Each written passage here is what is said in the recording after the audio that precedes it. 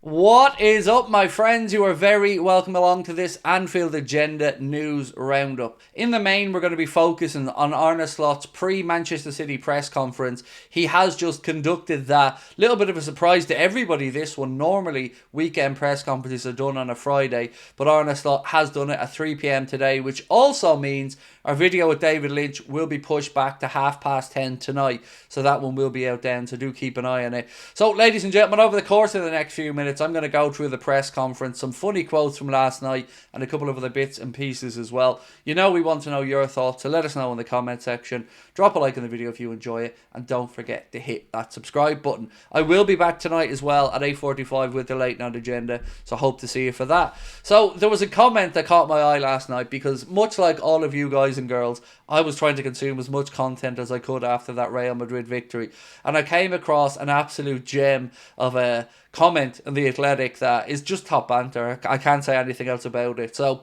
this gentleman called Miko A said, Salah, when asked about his penalty tonight, responded, I'm probably more out than in. Fair play. It's great we can look back at this and laugh now, obviously, after we got the win, but yeah, top banter, well done.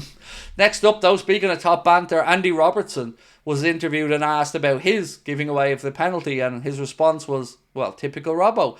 He said, I thought Queeveen was bored, so I thought I may as well give my mate something to do.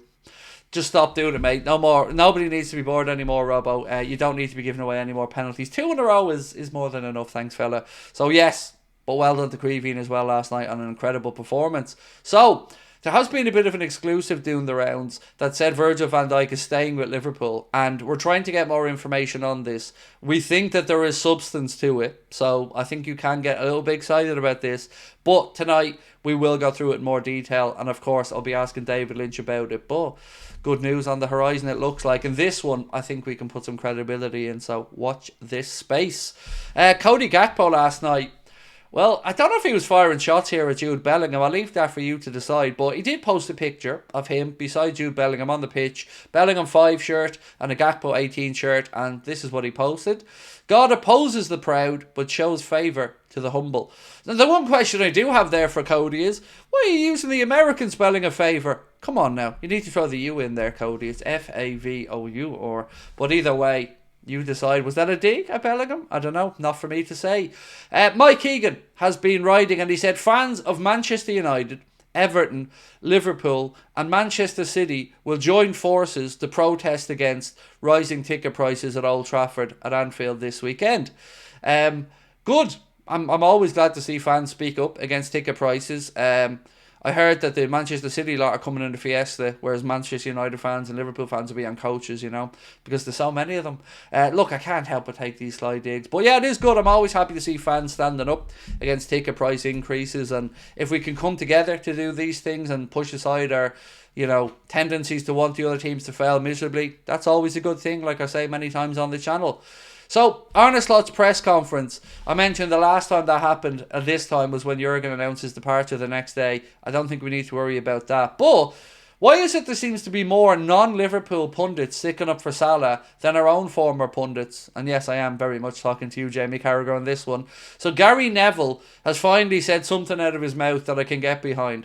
He said about Mohamed Salah talking to the media. He's applying a bit of pressure to them, FSG, which means the fans will do the same. Salah is doing a brilliant job on and off the pitch. See, I agree. See, I don't always call out Neville. I agree with him on this. He's doing a great job in the battle for hearts and minds, and he's doing a great job on the pitch as well. So why is it that once again we've got more outsiders than former players backing him up? I still don't understand why Cara felt the need to go in on Mo on this one. I just don't. David Lynch speaking about the press conference and some of his notes from the presser today. He said Arne Slot refuses to rule out Ibrahim Konate and Conor Bradley of the Manchester City game and says Trent Alexander-Arnold is fit enough to start. So, looks like finally we're getting a bit of breathing room here. And he hasn't ruled them out. He hasn't absolutely ruled them in. But so far, I'll take any positives I can get around the Konate situation and Bradley. At least with Trent coming back in, we know what we expect there. I would go with Joe Gomez personally alongside Van Dijk if Ibu can't make it, but again, let's wait and see. He also said Ibrahim Konate and Conor Bradley still being assessed, and that's the way both left the pitch was not a good sign, but still no definitives there around the time frame or maybe what we can expect for those. Arne Slot speaking as well about Manchester City and their system. He said, I wouldn't be surprised if Pep comes up with a brilliant idea. He started inverting fullbacks and centre-backs as a number 6. When he did that, we thought he was crazy, and then we tried it as it was a brilliant idea. If anybody can come up with something, it's him. He also went on to say, I think in general, people only talk about injuries if the results are not there. It's a good thing that no one talks about our injuries. It means that we got our results in. And yes, we have had, more than our fair share of injuries this season so far. And I like the way Arne Slot has dealt with it in the media as well. Almost like, oh, people still do talk about our injuries, do they? Because that narrative hasn't been there much. But I also agree with what he said there. Probably because we're winning and picking up points. So, a little bit of good news here, by the way. In the Team of the Week for the Champions League, you will see 2 Liverpool players selected in it. And they are Caoimhín Kelleher, and I'm so proud of my fellow Irishman, and Alexis McAllister, who make it into that team. So, well done to both those gentlemen. Kelleher and McAllister featured on the official Champions League Team of the Week. Well done to both of those gents. So, Melissa Reddy has been speaking about the Mohamed Salah contract extension, the Trent contract extension, and lots of other bits and pieces, and this is what Melissa had to say.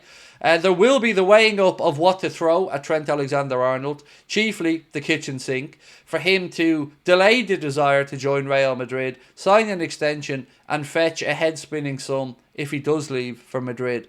And that is something that I've always said. If Trent ever left the club in the future, we wouldn't want it to happen, but if it was for an eye-watering sum, as Melissa said, at least you can take some comfort in knowing that it's brought a load of money into the club. The idea of him leaving for free, it just sticks in your throat, doesn't it?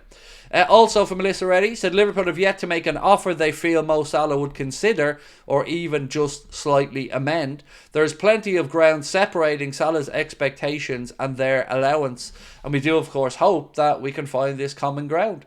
So I'm going to stick to my guns all the way through on this. I certainly don't think a pay rise is the way to go. I would look, if I'm Liverpool, to keep him on the same wage, offer him some bonus structure, and of course a signing on bonus as well, and hopefully you can make up some of that shortfall that way.